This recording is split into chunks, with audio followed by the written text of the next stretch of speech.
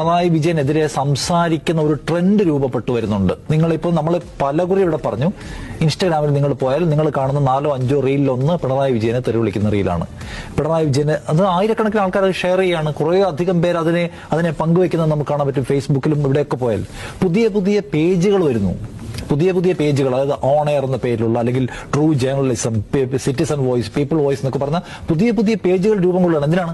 ഈ സർക്കാരിനെതിരായിട്ട് സംഗതികൾ പറയാൻ വേണ്ടി മാത്രം. അതിൽ സംസാരിക്കുന്ന ഒരുപാട് സാധാരണക്കാരെ കാണുകയാണ്. സാധാരണക്കാരായ ആളുകൾ വന്നിട്ട് ഈ ഭരണം മോശമാണ് എന്ന് പറയാം. ഈ വെറുപ്പ്, വിദ്വേഷം എന്നിവ പറയുന്ന, അതിനുവേണ്ടി മാത്രം പണിയെടുക്കുന്ന ഒരുപാട് ഓൺലൈൻ ചാനലുകളൊക്കെ ഉള്ള നാടാ കേരളം.